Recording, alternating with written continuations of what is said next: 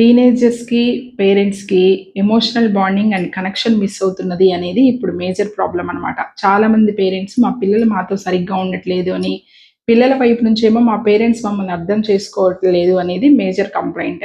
దీనికి ముఖ్యంగా మనం 5 రీజన్స్ చెప్పుకోవచ్చు.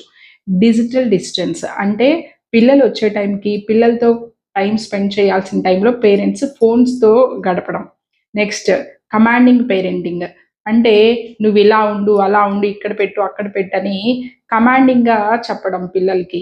నెంబర్ 3 ఎమోషనల్ బ్యాలెన్స్ అంటే హార్మోనల్ చేంజెస్ వస్తున్నాయి పిల్లలకి అని చెప్పేసి అర్థం చేసుకోకుండా, వాళ్ళ ప్యూబర్టీ స్టేజ్‌ని అర్థం చేసుకోకుండా వాళ్ళతో మాట్లాడటం, బిహేవ్ చేయటం. నెంబర్ 4 80స్, 90స్ పేరెంటింగ్ టిప్స్‌ని ఫాలో అవ్వటం. అంటే మన పేరెంట్స్ మనతో ఎలా బిహేవ్ చేశారో, వాళ్ళు మనకు కమాండ్స్ ఇస్తే మనం ఫాలో అయ్యాము. ఇప్పుడున్న టీనేజర్స్ కమాండ్స్‌ని ఫాలో అవ్వరు. ఇది మనం పూర్తిగా అర్థం చేసుకోవాలి. Next busy life style. మన బిజీ అంటే పిల్లలేమో వాళ్ళ బిజీ లైఫ్ స్టైల్‌లో వాళ్ళున్నారు. ఎర్లీ మార్నింగ్ స్కూల్‌కెళ్ళిపోయి, నైట్ స్కూల్‌కి రావడం. పేరెంట్స్ ఏమో ఇద్దరు కూడా వర్కింగ్ అవ్వడం వల్ల పిల్లలతో క్వాలిటీ టైమ్‌ని స్పెండ్ చేయకపోవడం.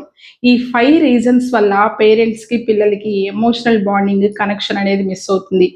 ఈ 5లో మీకు ఏవి మ్యాచ్ అవుతున్నాయో చూసుకొని సరిచేసుకోవడానికి ప్రయత్నం చేయండి. ఇవి కనుక సరిచేసుకోలేకపోతే మన పిల్లలకి, మనకి దూరం చాలా పెరిగిపోయే అవకాశం ఉంది. Thank you.